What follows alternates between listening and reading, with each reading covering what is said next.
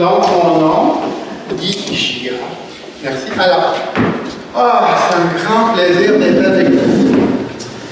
Mon Dieu, j'ai eu tellement un plaisir à préparer le PowerPoint. J'ai jamais fait ça de ma vie. Et c'était une belle expérience, mais ça m'a fait revivre mon voyage et tout ça. Alors, le clown humanitaire, c'est un voyage personnel. Tout le monde me disait, ça va changer ta vie. Ceux qui avaient déjà vécu l'expérience. Faire le clown humanitaire, ça va changer ta vie. Et effectivement, le 4e jour, à une heure précise, à un moment précis, je vous dirai, ma vie va changer. Grâce à ça. Et depuis que je suis revenu, c'est impossible pour moi de m'habiller autrement. C'est vrai. C'est vrai, ceux qui me connaissent, ceux qui chantent avec moi, me voient, mais bon, je me suis endimanché. J'ai mis mon beau veston pour vous. Alors, je suis allé donc avec Patch Adams au Guatemala. Donc, le parcours que je vais vous raconter, c'est un peu mon parcours personnel, comment je suis arrivé là. Si vous avez des questions par rapport à qu'est-ce que j'ai fait là-bas, des choses que je ne vais pas mentionner, tout ça.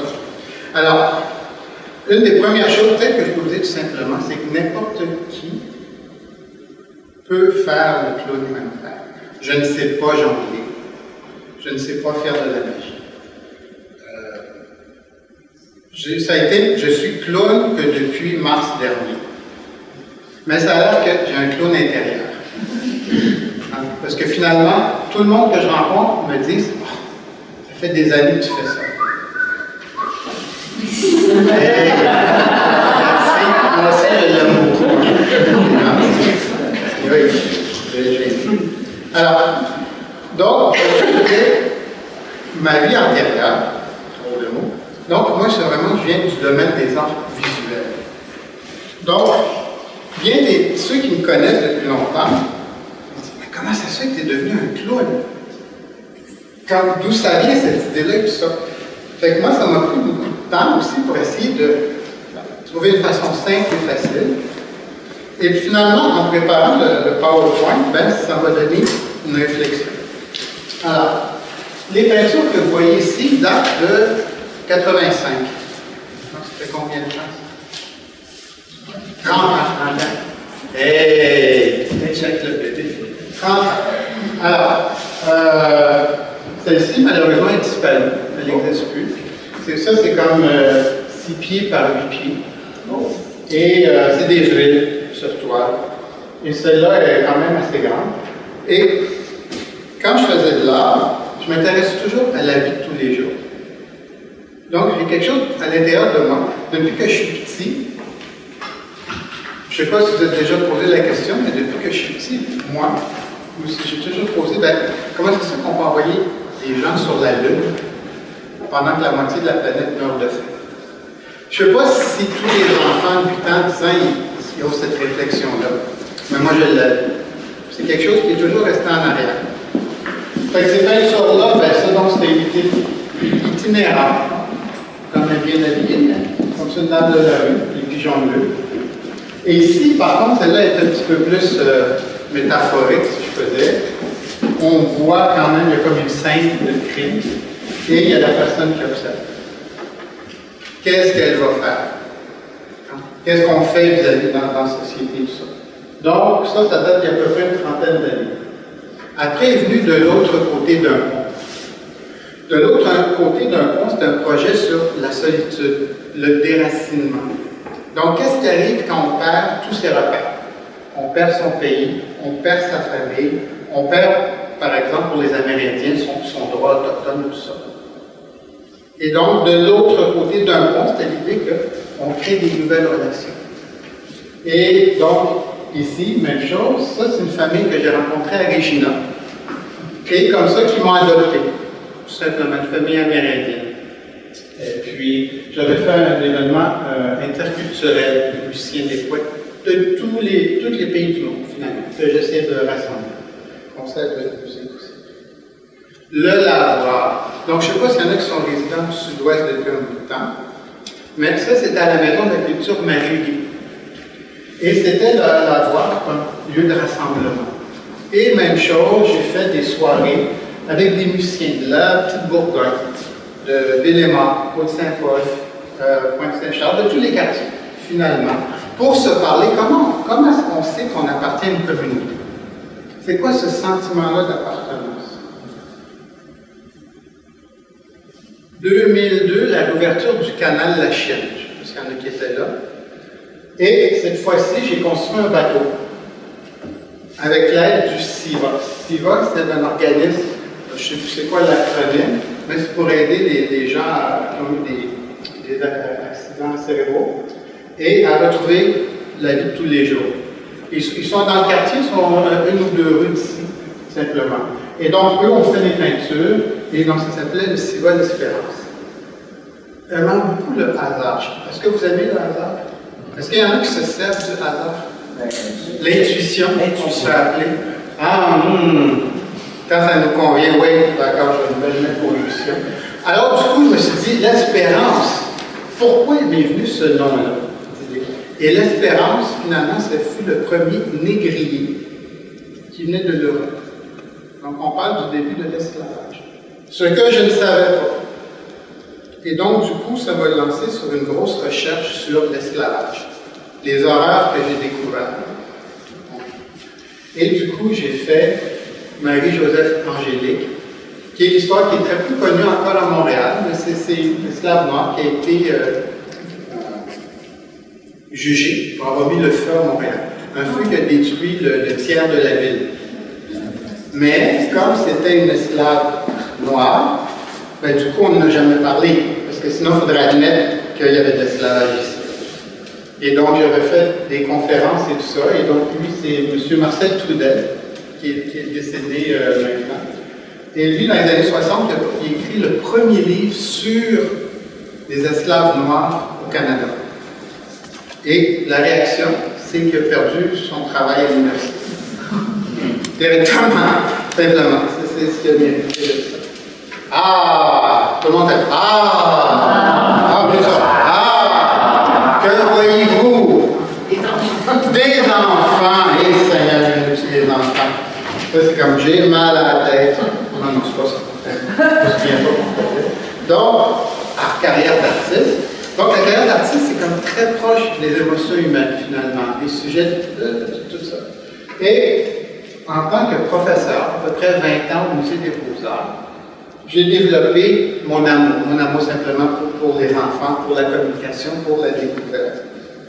Alors,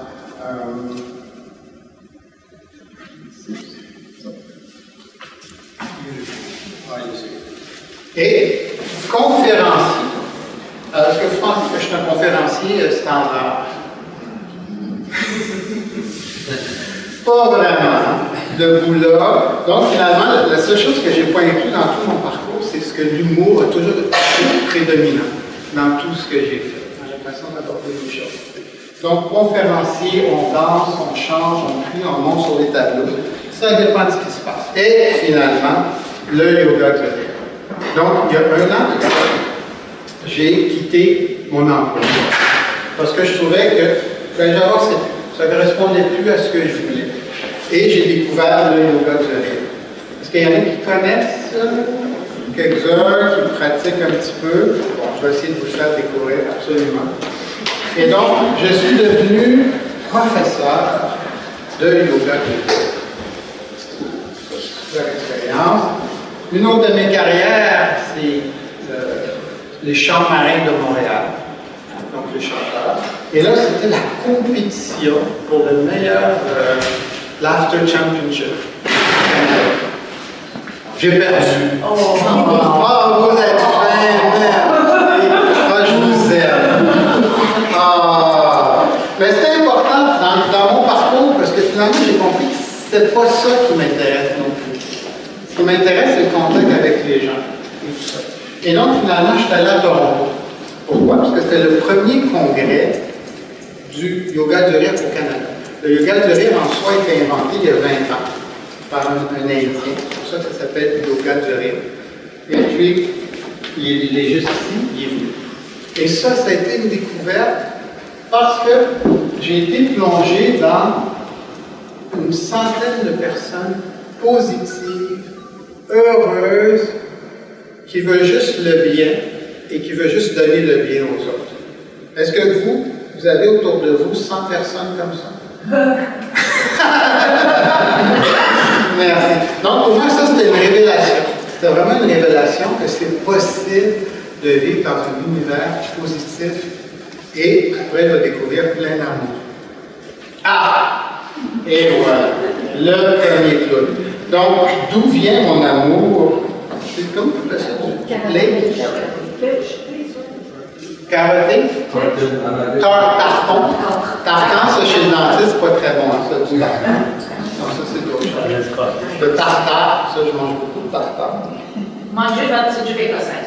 Oh mon Dieu, j'en cherche. Moi, je suis jaloux que les femmes puissent porter des jupes. Je m'en vais en Inde bientôt. Et en Inde, ça allait que je ne suis pas obligé de porter de pantalon. Non, c'est pas des grandes portes. La joie. Et c'est la professeure, donc, elle nous disait quel costume tu dois faire. Elle me voyait comme un clown philosophe. Et finalement, c'est pas mal vrai. Mais finalement, on m'a dit un golfeur. Des années, tu sens un peu de standing, un petit peu de classe. Ouais. Posé et calme.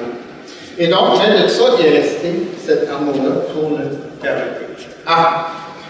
Alors, plus j'avançais dans le rire, le yoga du rire, plus j'avançais dans le clown. Le clown, c'était quand même nouveau pour moi. J'ai commencé à dire, ben, il y a tellement des variantes d'enseigner le rire, j'étais curieux. Il y a une école aux États-Unis. Il y a 2 écoles aux États-Unis, donc des façons de penser différentes. Il y a des écoles en France, il y en a sûrement en Italie, tout ça. Et chacun a une approche différente. Moi, ayant une attitude un peu de chercheur, je me suis dit, je vais apprendre sur ces gens-là. Et je me suis dit, il faut absolument que j'aille chercher Pachadams. Parce que lui, il ne fait peut-être pas le yoga du rire, mais depuis que j'avais vu le film, pour moi, c'était comme, il faut que je lui parle. Donc, dans ces vidéos sur Internet, il dit toujours, écrivez-moi, je réponds à toutes les lettres. Littéralement. Donc, éventuellement, je lui ai écrit et il m'a répondu. Il dit, Guy, j'adore ton projet, c'est beau, c'est le fun, mais je ne peux te rencontrer. J'ai pas le temps. J'ai pas le temps, il dit, je voyage à travers le monde tout le temps. Il dit, mais si tu viens me voir, ça va être grave. Oh là là, mon époux n'était pas très content de ça. Mais bon, c'est pas grave, je peux dire que notre relation grandit à travers tout ça. Des fois, les épreuves, c'est bon. Ça nous pousse à nous dépasser, sortir de nos frontières et tout ça. J'ai trouvé, juste à côté, comment ça s'appelle le truc secondaire? La Gaillarde. À la Gaillarde, comme ça, je rentre, hop, il est là. Est-ce que j'ose? J'ai osé. Et c'est devenu mon costume. Donc, j'ai écrit. Et finalement, je dis, OK, je vais y aller. Donc, voici le vrai Pachapa. Ah! Il est beau, hein? Alors, ceux qui me connaissent, est-ce que vous pouvez décrire c'est quoi ces accessoires? Le boulet, c'est dessus de la tête. Une suce. Les rouges. Sur le front. Les dents. Puis les pattes de poulet sur la jambe. C'est une crotte de nez. Et ça, cette crotte de nez-là, il aime la mettre dans votre bouche. Ah, vraiment, là, j'ai pas mis les photos parce que il y a des gens fous. Hein. Ouais. Et ça, c'est comme, je sais pas comment c'est, spéculant. Un truc pour les madames. L'écologie, ça, c'est bon dans son Voilà, merci. Ce qui fait qu'en haut, ça ouvre bien grand, tout est très visible, tout est très beau. Et bien entendu, c'est faux. Ça a du succès à chaque fois, pas de problème avec ça. Alors, j'ai préparé un petit film, donc comme introduction, qui vous donne une idée de tout mon voyage au Guatemala. Et après, justement, on va voir en détail. Ça vous donne une idée un petit peu de l'esprit.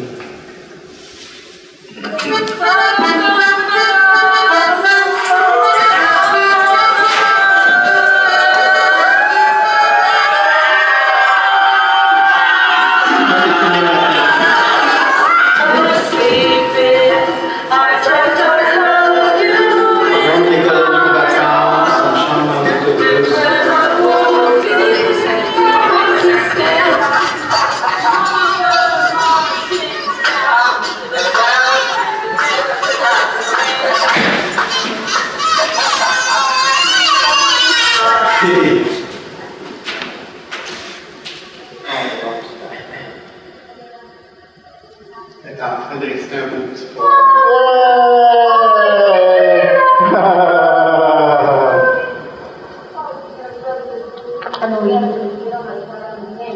The energy that you gave her was so precious. Ça, je peux pas décrire que ça. Je vais ça.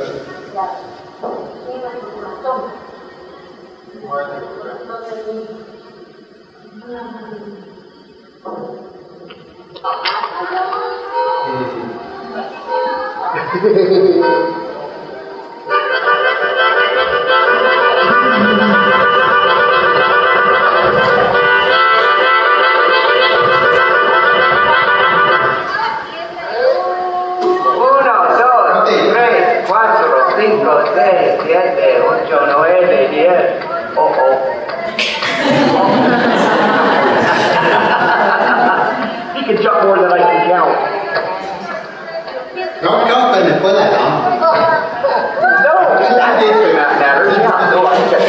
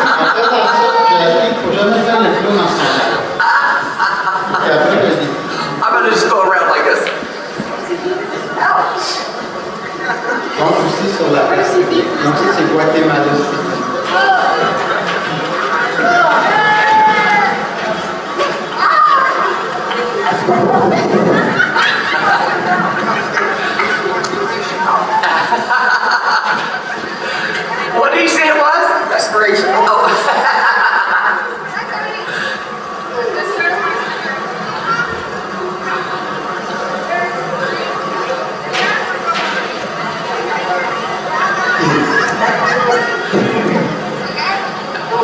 Donc, le flow, on va parler des jeunes, des enfants, mais c'est tout le monde.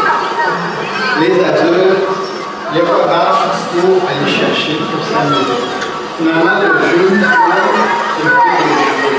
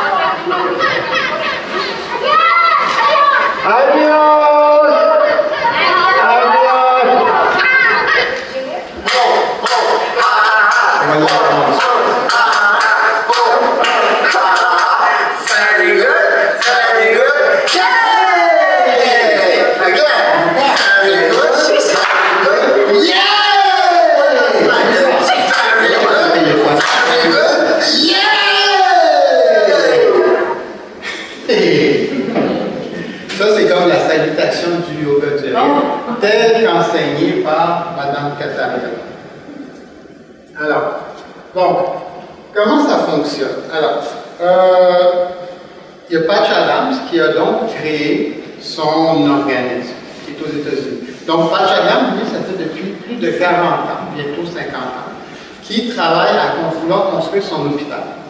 C'est vraiment son but, il veut construire son hôpital où tous les services seront gratuits. Dans ce but-là, et dans le but de transmettre sa mission, il organise annuellement des voyages de plan humanitaire.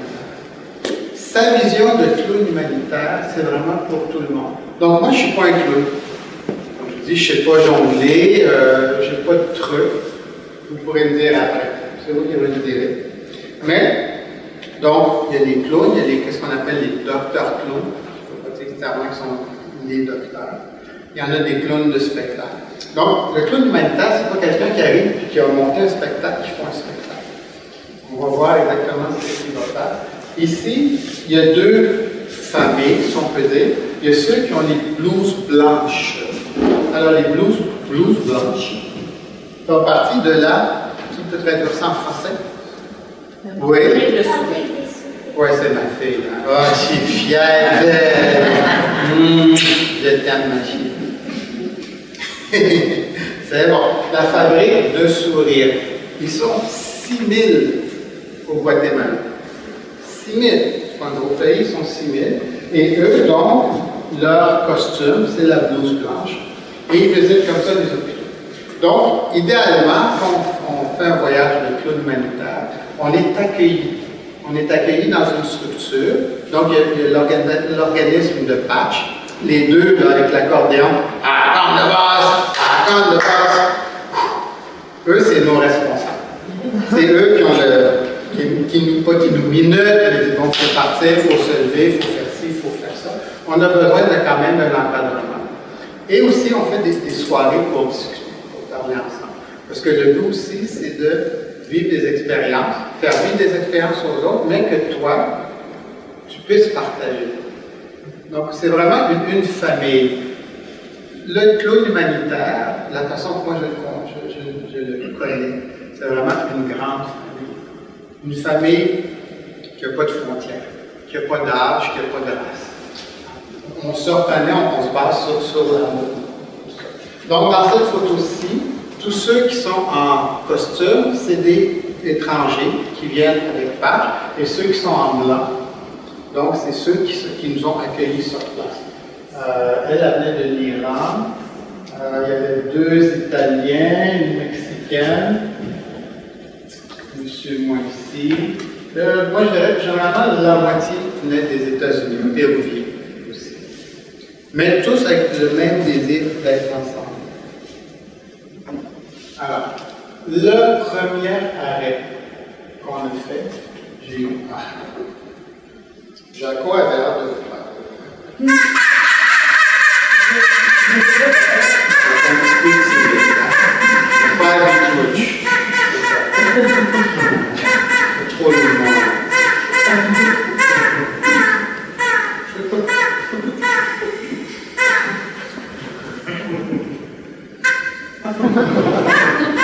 Non, c'est correct.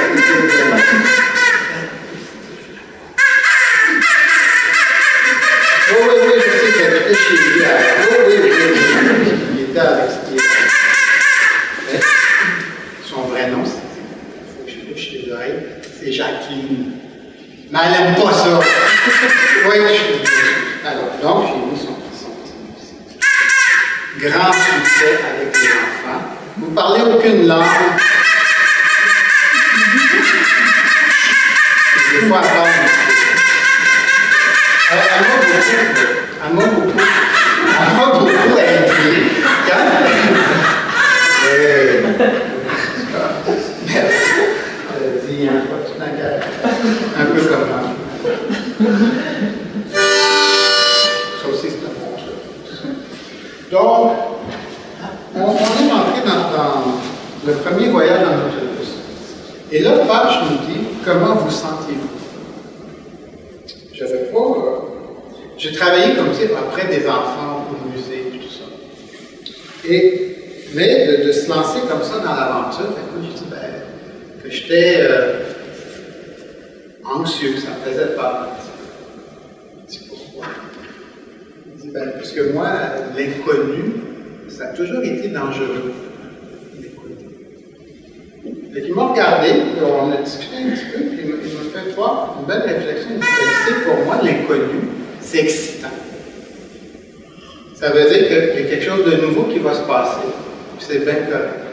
Fait que de la même émotion, on avait 2 choses complètement différentes.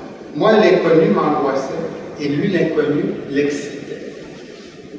Donc, déjà, comme je vous dis, c'est un travail sur soi-même au fur et à mesure. Alors, c'est sûr que j'étais inquiet dans le bus avec plein d'étrangers qui n'arrêtent pas de chanter. Des vraies chansons joyeuses, hein, et tout ça. Et puis, finalement, on arrive là. Mais je vais vous dire, dès qu'on a le contact avec les yeux de l'enfant, on n'est plus là. On est là que pour l'autre. On est là que pour l'enfant. On est là que l'enfant ou l'adulte.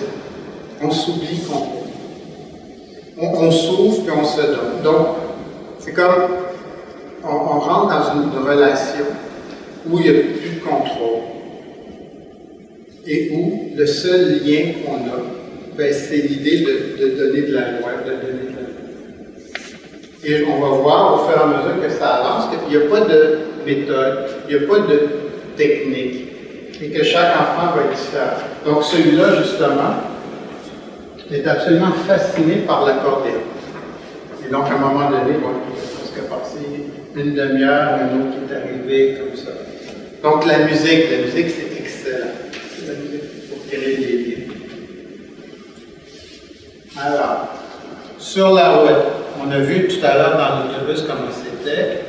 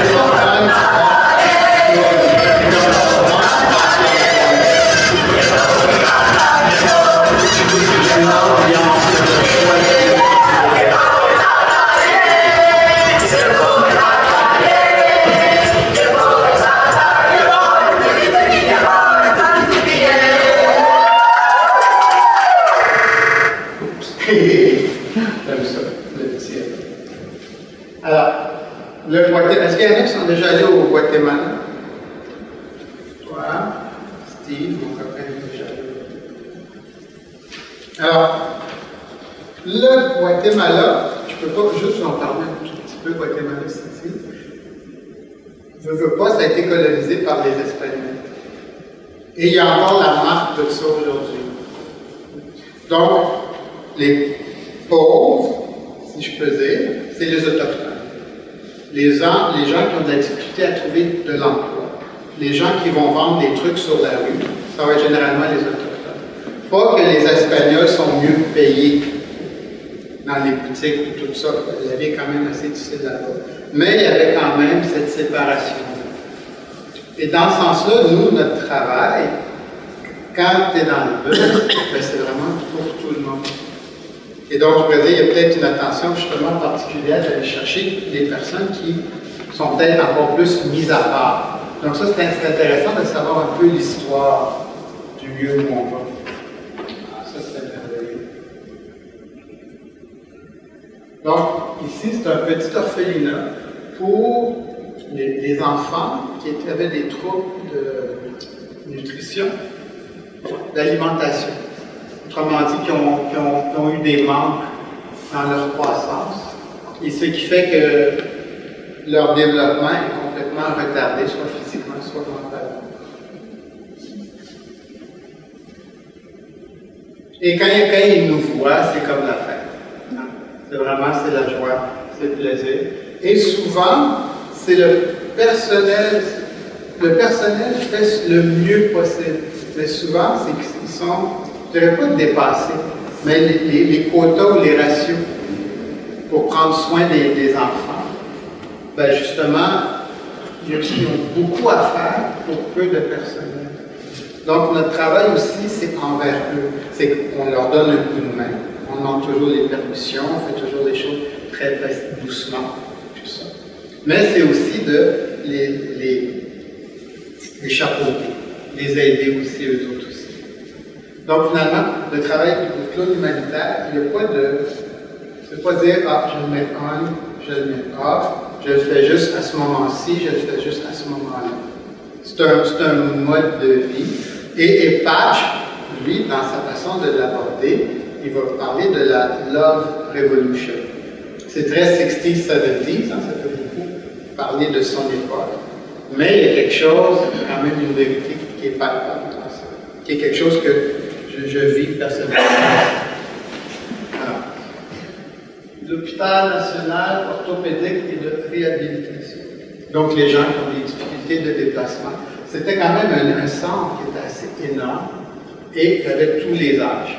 Alors, quand je suis arrivé là-bas, quand je parlais d'aider les gens qui sont là pour aider. Donc, on vise personne en particulier. Même des fois, on fait exprès d'être un peu coquin et tannant avec le personnel. Soit qu'on leur court après ou... Oui, c'est toujours le clown humanitaire, c'est du 1 à 1. Tu offres quelque chose, puis tu vois la réponse. Puis t'en remets très doucement. Donc, ça c'était dans une petite classe. Et eux, je n'ai pas eu le temps de leur parler, mais c'était des volontaires canadiens, des familles canadiennes qui étaient venues, qui étaient là pour 3-4 mois avec leur père. Donc c'est une belle expérience aussi à partager.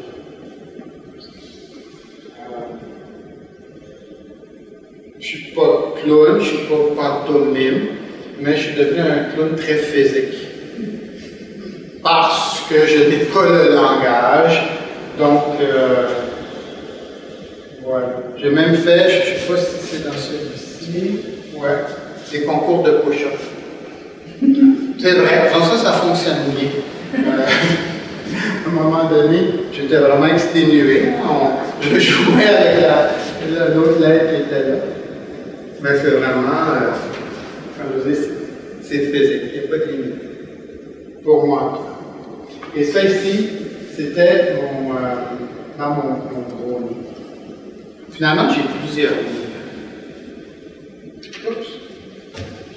C'est pas aimé ça.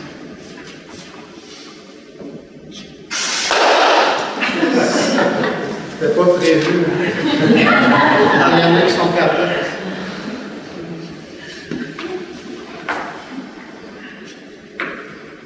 Let's go.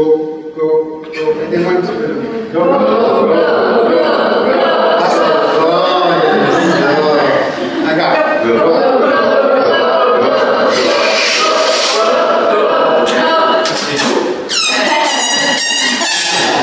D'accord.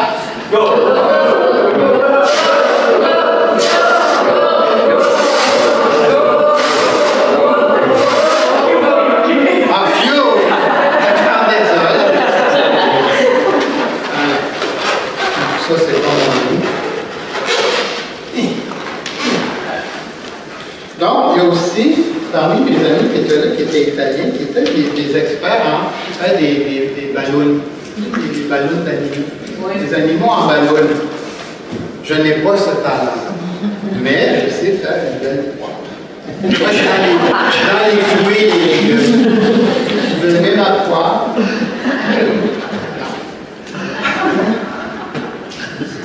Et donc, j'avais un livre. Et dans le nez, il y avait un poète. Donc, c'était poète. Et ça a l'air que j'ai un gros nez. Qu'est-ce que vous pensez? Ah, c'est le menton! C'est le menton. Et là?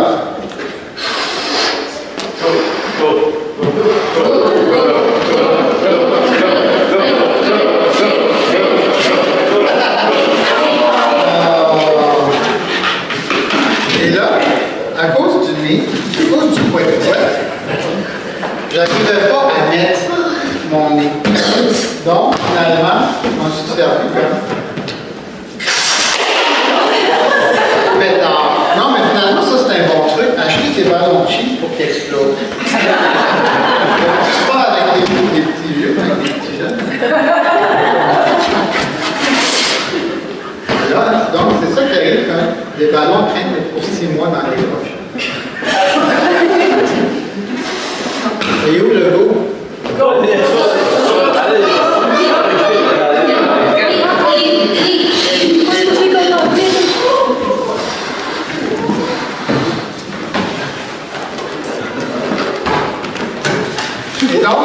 le petit poids de croix, des fois, ça reste une petite cigarette. Fait que c'est pas très politique. Alors, des fois, j'avais mon gros nez. Des fois, j'avais mon petit nez. Et finalement, j'ai bien le nez de mousse. C'est bien pratique aussi. Je fais comme patch. Ouais, j'ai pas des dents, j'ai pas de crotte de nez. Ce n'est pas mon style. Moi, je vais vers l'élégance. Mais il faut que je m'achète une nouvelle ceinture. Non, j'ai essayé des pastels.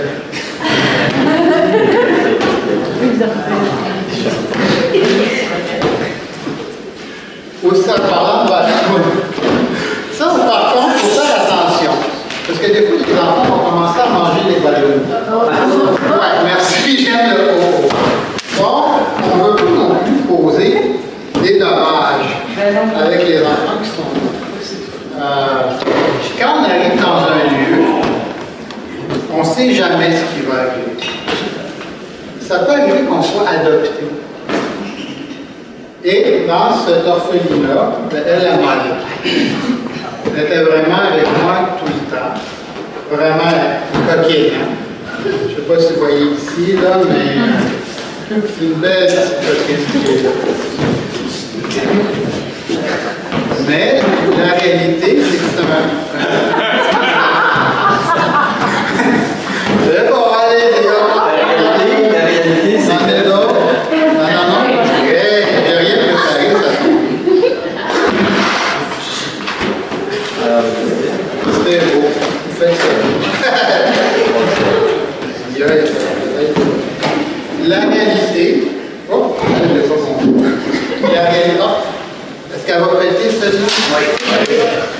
En combien de souffles on gage? 4. 2. Qui dit 1? 3, 4.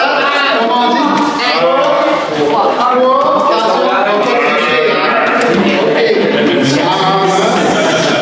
On étire un petit peu. OK. Ça monte le bras de 1. Go.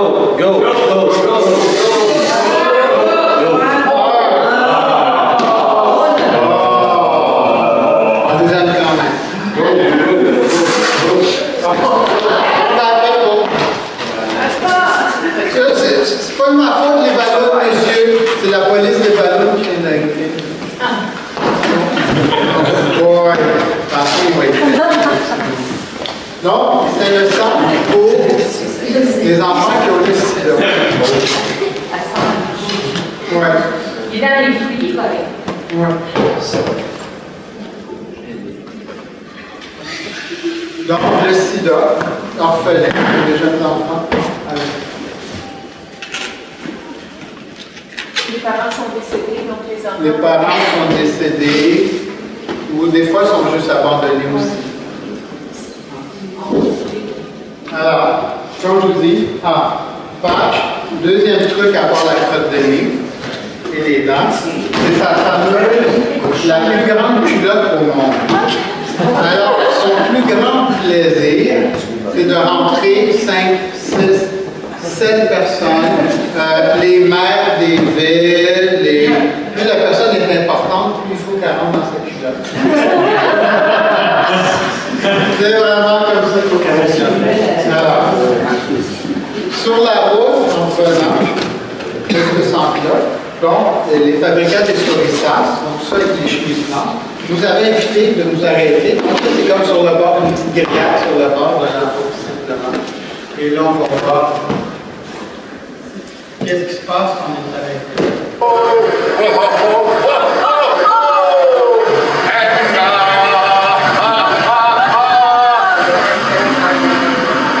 Everybody, I love to lie.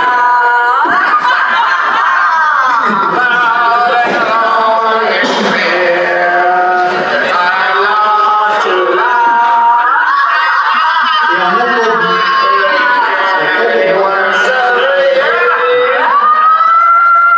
C'est l'ambiance. C'est vraiment l'ambiance, c'est l'atmosphère. Donc, vous savez de quel film ça venait, ça? À tout hasard. C'est de Mary Poppins.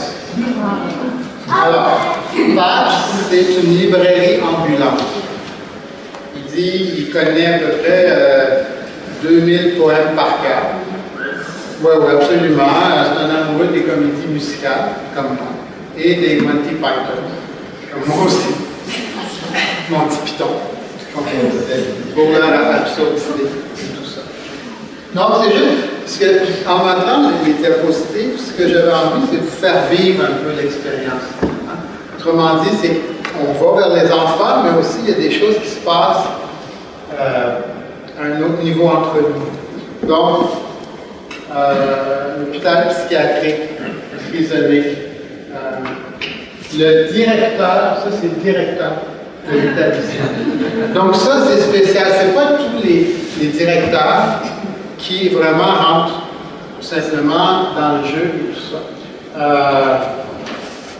Cette petite fille-là est restée comme une demi-heure avec moi. Juste, on se tenait la main. Des fois, on courait après un ballon. Son expression faciale n'a pas changé. Elle était comme ça. Par contre, elle venait me chercher si jamais j'arrêtais. Donc, j'étais importante pour elle. Donc, le but humanitaire, c'est pas... Tu ne vas pas chercher quelque chose pour toi. Tu es juste là pour donner. Tu donnes, puis tu regardes ce qui se passe. On devient, je ne dirais pas transparent, mais c'est un don de soi, simplement.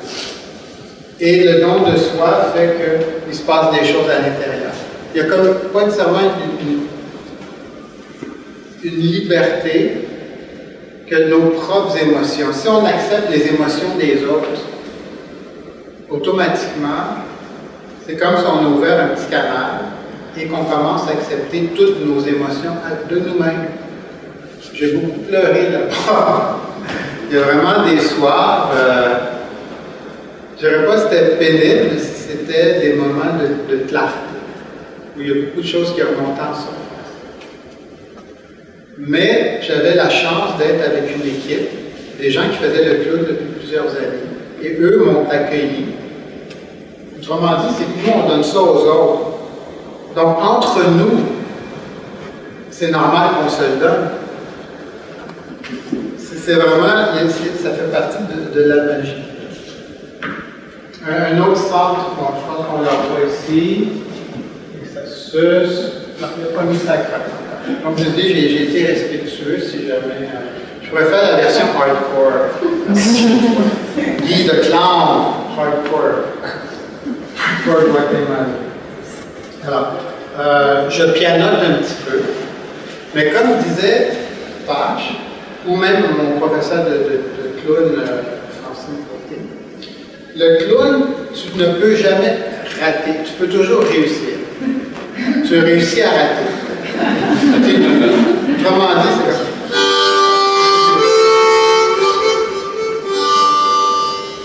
J'ai réussi.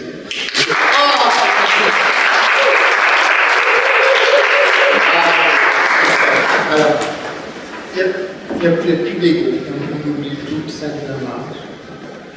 Ah là. C'est pas moi qui les ai mis là. Oh, mais vous avez donc des pensées. Je disais ça tout simplement. Alors, je vous ai dit, il y a un jour, une heure, un moment, que ma vie a changé.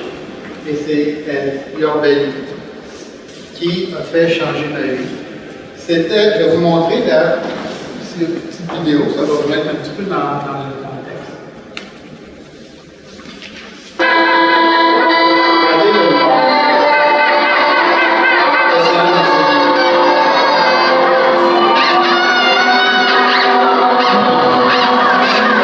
Et finalement, la petite, moi je savais pas, je faisais le tour dans tout le monde. Elle a tout cliqué sur moi. Moi, je ne savais même pas cliquer.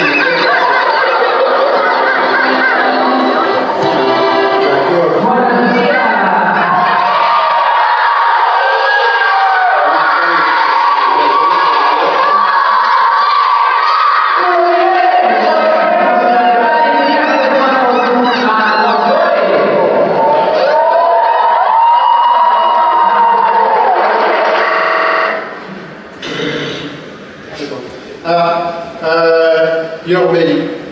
Donc, très vite, elle m'a adopté. Donc, moi, j'avais pas, moi, je faisais tout devant tout le monde, mais elle, tout de suite, c'est comme, c'est quelque chose qui avait cliqué avec moi. Et puis, finalement, elle m'a suivi. C'est là que je faisais mon concours de push-up. Ça, c'est le. Je ne fais pas ici sur le stage. Là, tu fais comme. Hein? L'avion. Oh, tu parles bien, ma fille. C'est bien, bien musclé. Non, c'est vrai. Mais c'est pas à cause de moi. Donc, vous êtes à terre. Tout le monde fait. Oh! 1, 2, 3. Oh! Alors, non, du clic. 1, 2, 3.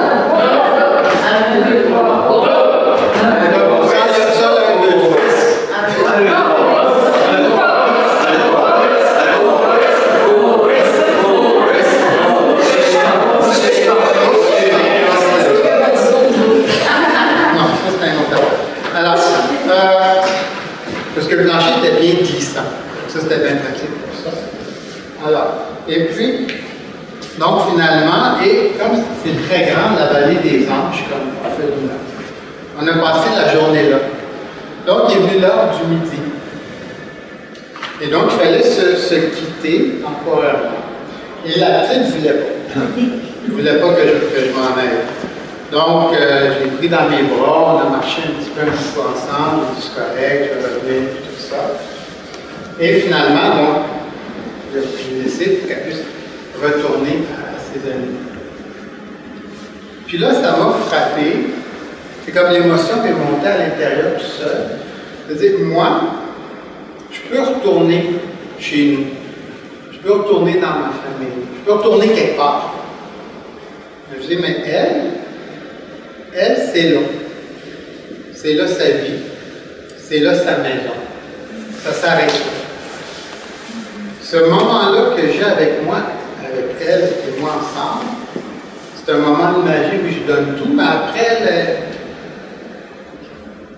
elle reste là. Puis là, je me suis dit, qu'est-ce que je peux faire avec cette émotion-là qui est en moi? Je me suis dit, d'accepter. Accepter mes limites. Et c'est un nouveau mot qui est rentré dans ma vie, la vulnérabilité. J'ai accepté que je ne pouvais rien faire. J'ai accepté que j'étais vulnérable. Et que ça, c'est correct. Que la vie, c'est ça. La vie, c'est être vulnérable. Il ne faut pas le censurer, il ne faut pas le changer. Il ne faut pas se taper dessus quand on n'arrive pas à faire des choses. Et c'est elle qui m'a dit, bon, qui m'a fait accepter ça.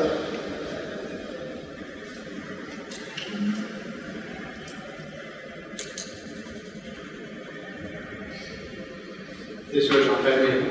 Fait que la vulnérabilité, donc c'est ça. Rendu à ce moment-là, je dis, qu'est-ce que moi je peux faire? Je ne peux pas la ramener chez moi. Je ne peux pas changer sa vie. Je peux lui donner, moi, tout entier, le moment que je suis. Puis c'est de même que j'essaie de vivre ma vie maintenant. Je vis ma vie, pas nécessairement à la donner, mais à être là, tout le temps, le plus possible. Puis quand il y a des émotions qui montent, une émotion. Fait qu'en revenant, en parlant avec mes collègues, et là, mon collègue, j'avais besoin d'un bon collègue, c'est un policier. Donc, un policier qui est clown. J'avais besoin de quelqu'un qui soit. Oui, merci. C'est vrai. Il est super fin. C'est lui qui m'a dit, t'es mon frère. Je ne connaissais pas ce mot-là avant. Et puis, il m'a donné le mot compassion. Autrement dit, quand on est vulnérable, quand on est sans ressources vis-à-vis soi-même, dans ce cas-là, qu'est-ce qu'on donne? C'est de la compassion. Et je ne connaissais pas ce mot-là non plus.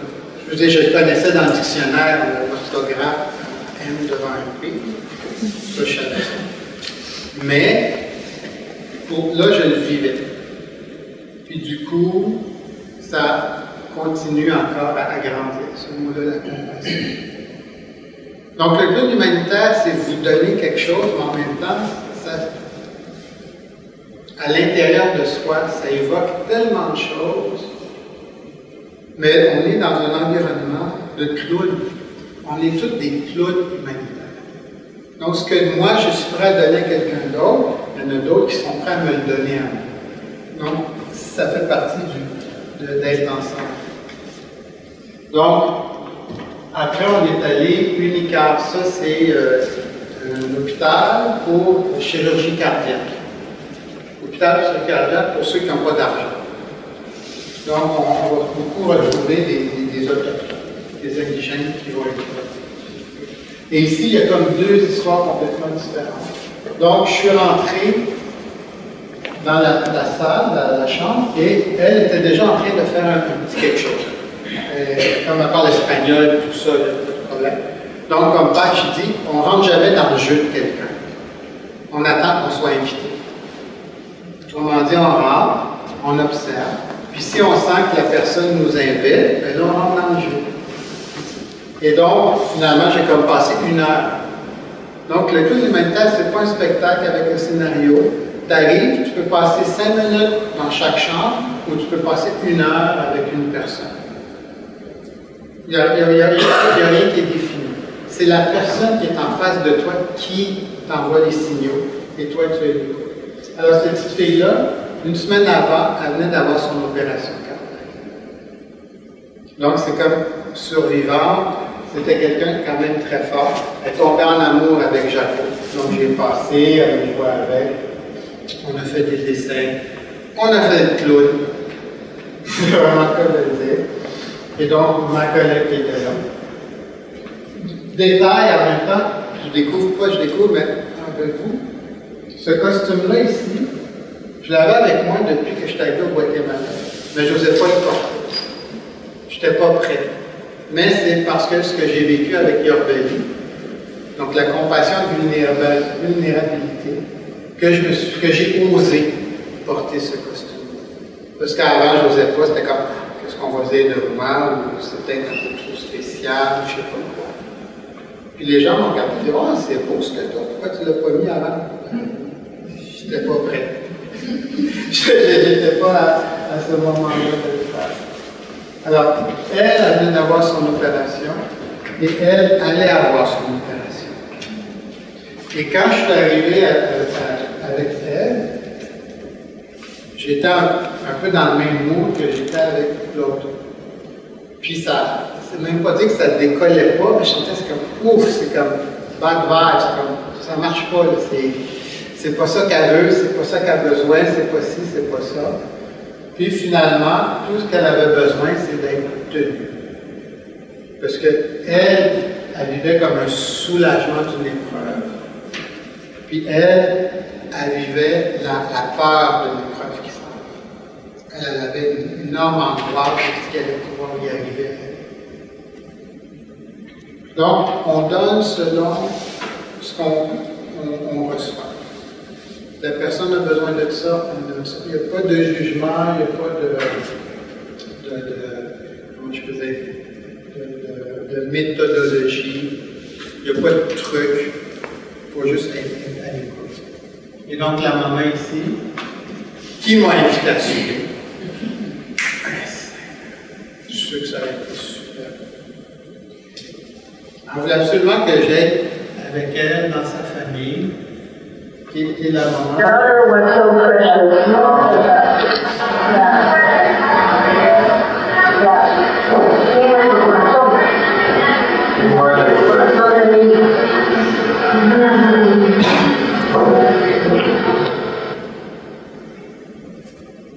Il n'y a pas de mots pour décrire ça, pour vivre une expérience comme ça.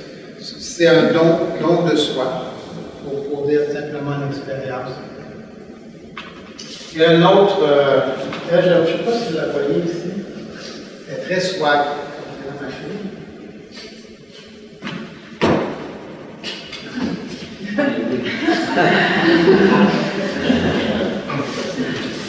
Même chose, une autre petite fille qui m'a adopté tout ça. Alors, eux, c'est assez spécial comme institution, c'est un peu comme la DPJ.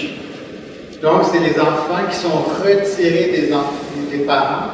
Parce que les parents sont en justice pour des causes de violence. Donc, ils seraient en danger de rester. Donc, du coup, ce sont des enfants qui sont éveillés différemment. C'est des enfants qui sont assez rough. Mais ça, c'est correct. Ça veut dire qu'on les approche d'une façon différente aussi. Ah! Alors, on a fait un petit peu le survol de ce que j'ai vécu là-bas. Et donc, on restait toujours dans un endroit, dans une auberge, et tout l'auberge était à nous. Autrement dit, il n'y avait pas d'étrangers, et on était vraiment traités comme en famille. Et donc, le jour de notre départ,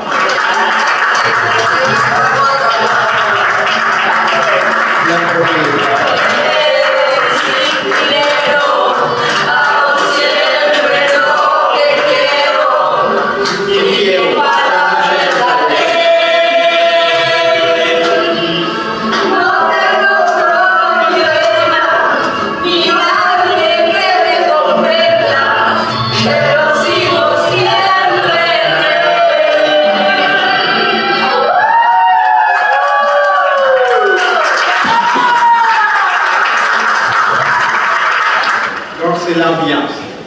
c'est l'ambiance dans laquelle on est plongé.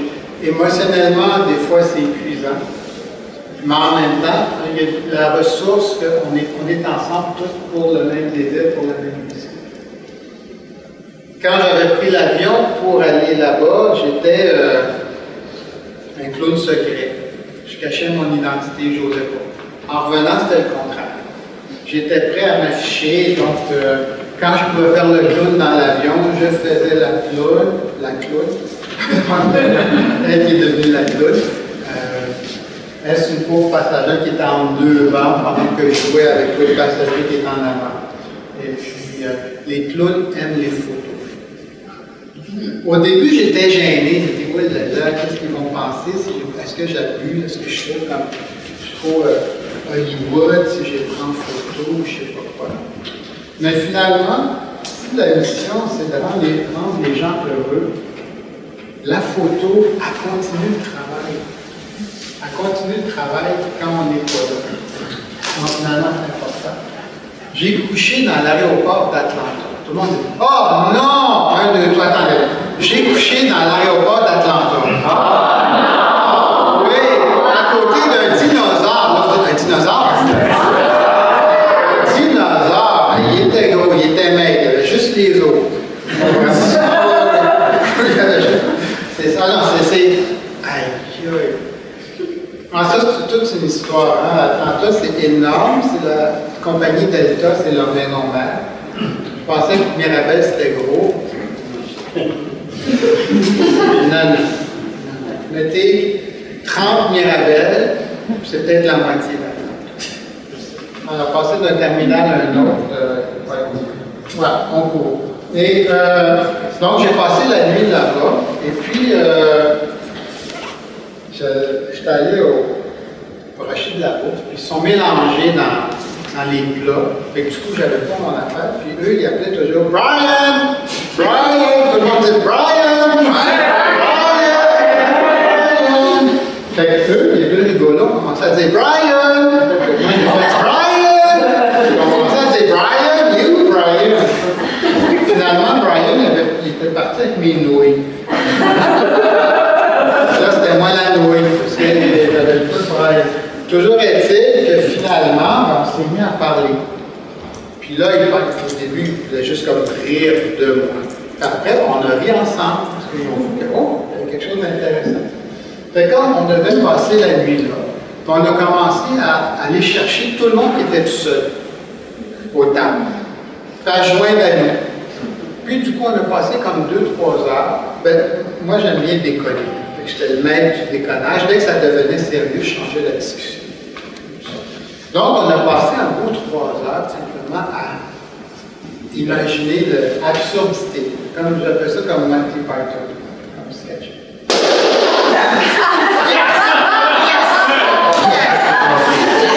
Est-ce qu'il y a combien de souffles, celui-là? OK. Au retour, alors, au retour, je suis rentré à l'école, on pourrait dire. Et aux États-Unis, il y a ça ici, l'Association pour Applied Therapeutic Humor, qui existe.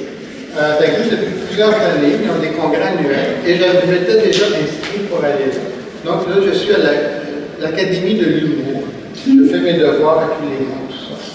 Et je suis rentré là-bas et j'avais la mission, je m'étais donné la mission de me transformer en clown tout le monde. Bon, au début, je ne savais pas ça, là. Mais plus ça allait, c'est comme, ah ben les gens, ils aiment ça. C'est rigolo.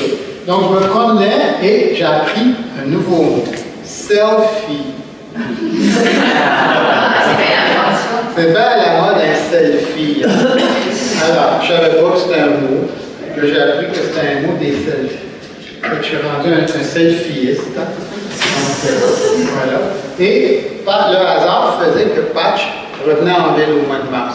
Je ne sais pas si y en a qui se souvenaient, il y avait plein d'affiches de Patch à côté d'un soldat chinois à l'université de philosophie. Voilà. Et c'était vraiment très touchant de le revoir. Je suis allé le voir et j'ai dit merci d'avoir transformé ma vie. Et lui, très véhément, de me dire non, Guy, c'est toi qui as transformé ta vie. Puis je pense que la leçon est très importante. Lui, il fait rien. C'est nous, avec ce qu'on fait, qu'on arrive à la. Alors, je parlais de la photographie. Avec Page qui était en ville, bon, je suis tombé au bon moment et du coup, j'ai pu réussir à commencer à en parler. Donc, il y a un côté qui était très important pour moi, parce que, est-ce que c'est un rêve? Là, ça fait 6 mois, et je suis encore comme ça. Je suis bon. Dites-les, vous êtes bon. Oui. Bon, merci. Hein? Non, mais pour ceux qui ont déjà fait le clown, là, plus le temps passe, là, c'est pas comme une blonde, là, au début tu l'as puis 6 mois après, ah ben finalement, puis 1 an après, c'est comme, ah je m'ennuie d'elle. Hein? Oui, Jean, on va dire comme ça. Mais finalement, c'est que l'expérience est tellement intense qu'après, c'est comme, qu'est-ce qui me reste de tout ça? Est-ce que c'était vrai? Est-ce que ça a vraiment été vrai? Donc, dans 3 semaines, je m'en vais en Inde. J'ai réussi la traversée du désert. Donc, pas vraiment, parce que vous êtes là. Ah, je vous aime. Je peux pas y aller trop le fun, il faut que je commence tout de suite, je vais lancer un. Alors, première leçon, donc, ce n'est pas aérodynamique. Voilà. Alors, donc, ce que je disais, la traversée du désert, quand même, je dirais, des émotions qui sont tellement fortes pour ça. Et donc, ça c'est important parce que ça l'a concrétisé. Ah, c'est vraiment arrivé. C'est vraiment vrai tout ça. Alors, les clubs de rire. Antoine! J'ai mis ton logo. Hey! Je l'ai même pas envoyé. Je te le dis, hein? On applaudit Antoine.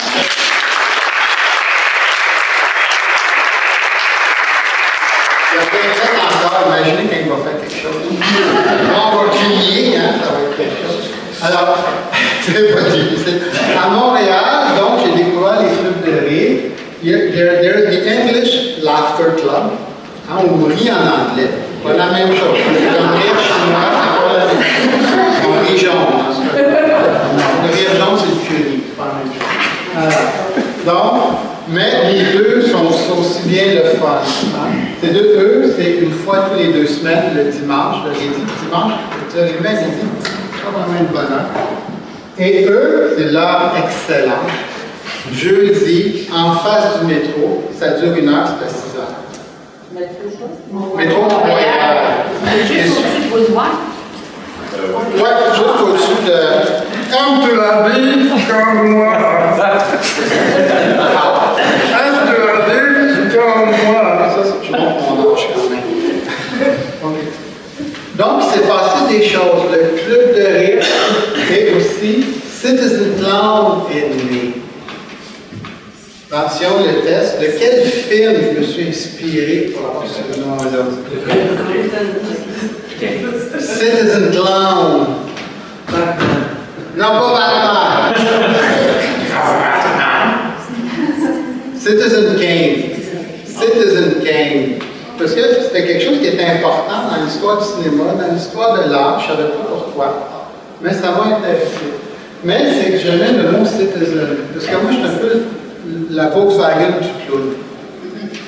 Hein, combien de clowns on peut mettre dans une Volkswagen? C'était pas l'inverse, non? Il est dans le bon sens. Comment une Volkswagen on peut mettre dans un clown? Oublie ça. Donc, pour moi, c'est le clown, c'est tout le monde. Quand j'ai inventé cette langue, c'était l'idée que tout le monde peut être un clown, est un clown.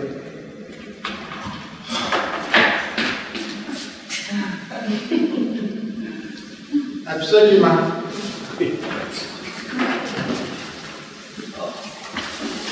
Tout le monde peut être un clown. Alors, donc, je suis allé dans la rue, et quand je pouvais, quand j'osais, je rencontrais des gens, ben, je leur donnais des nez. On prenait des selfies! Autoportrait. Hein? Autoportrait. Ah non, il faut que je sois comme swag. Chez Brun. Il faut que je sois chez Brun. Alors, lui, c'est un pâtissier. Lui, il faisait du judoka au jus de betterave. Eux, c'était des touristes qui étaient d'habiter en ville. Ah! Et ça, c'est beau. Hey, magie de l'Internet. Ça, c'est mercredi matin qu'ils ont pris la photo. Puis qu'ils me l'ont envoyée. Alors là, hasard, ben pas le hasard, ma fille, ce soir. On l'applaudit, ma fille. Elle avait un échange scolaire, il y a 1 an et demi, d'écrire des lettres avec des enfants au Burkina Faso. Et j'ai jamais eu de retour. Moi, je trouvais ça un peu plate. Avec l'Internet, j'ai cherché. Et finalement, j'ai retracé un professeur qui connaissait l'élève en question. Et on s'est mis en contact. Et elle, ça, c'est son école qu'elle a présentement. Elle, ça fait à peu près 20 ans qu'elle enseigne dans une école publique. Elle s'en va à la retraite. Et là, elle, pour les enfants défavorisés, elle est en train de construire une école. Donc, c'est elle-même, c'est son bébé, c'est son projet. De partir un building. Donc, comme elle dit, là, c'est juste comme 4 murs avec la tôle. Et c'est ça leur classe qu'ils ont présentement. Fait que j'ai dit que j'allais l'aider. Je ne sais pas encore comment. Je sais qu'on va y envoyer des crayons et des feuilles. On va commencer par ça. Mais je trouve que c'était une classe, c'est ça. C'est pour tout le monde. C'est pour tout le monde. Alors, je m'en vais en Inde, donc du 1er au 20 novembre. Et celui qui s'occupe de ça, il y a 2 organisations. SEPS Project, c'est ceux qui nous accueillent là-bas, en Inde. Et Humanitarian Clown Inc., c'est un Australien qui a parti. Donc, lui, il était avec Patch. Il a fait plusieurs fois le clown avec lui. Et il habite en Australie. Donc, du coup, ben, c'est à l'opposé du monde, c'est le cas de dire. Donc, il a parti son propre organisme et lui, il va en Inde. Et donc, je les ai rejoints. Et donc, je vais vivre l'aventure et après, on pourra s'en reparler quand je reviendrai. Justement. Alors, donc, SEPS Project, c'est pour justement les écoles, la santé.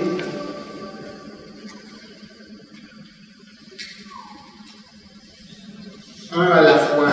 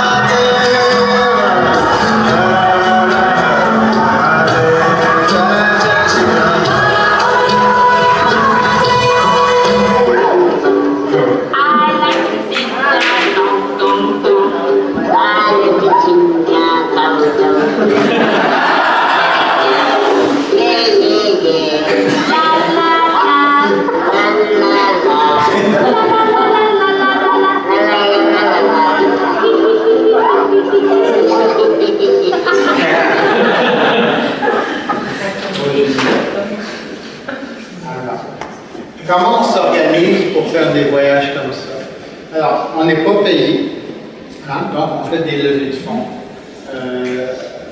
Après, chacun y va de sa façon. Moi, j'offre des cadeaux par rapport à ça. Tout ça, c'est sur mon site Internet. Des gens qui m'ont déjà donné par le passé, qui m'ont appuyé. Mon dentiste, comme ça. Je ne demandais rien, qui m'a juste donné tout ça. Alors, Né pour vivre, c'est eux qui avaient organisé à la place des Arts le grand rassemblement pour avoir battre le record Guinness, d'avoir le plus de nez. C'est un organisme pour les jeunes personnes, les enfants qui ont le cancer, pour les aider. Et donc, il n'y a plus cette journée-là. Donc, finalement, ils n'ont pas réussi leur record. Mais, je leur ai demandé, parce que moi j'avais besoin de nez. Et ils m'ont donné. Ils m'ont donné des nez. Et je leur ai dit que moi j'allais les donner autour de moi pour faire connaître ma mission. Parce que moi, mon but, justement, c'est de faire connaître l'idée qu'on parlait de la vulnérabilité, puis de la compassion. Qu'il y a vraiment comme une autre possibilité, une autre ouverture qu'on a devant nous. Et que ça tient juste à un choix. À chaque étape de ce que je vous ai montré, j'ai toujours pesé le pour et le contre, le pour et le contre, et le pour et le contre. Et mon père était mort il y a à peu près 2 ans. Et ça a été le début du changement. Parce que finalement, à force de peser le pour et le contre, le pour et le contre, le temps passe. Et on se rend compte que finalement, autant le pour est bon que le contre est bon. Et que finalement, tout se finit par un choix. Il n'y a aucune raison. Et donc, vous êtes libre de faire vos choix vous-même. Et ça, c'est ce que le clown humanitaire m'a amené, cette liberté-là de faire des choix. Alors, je vous offre un beau cadeau.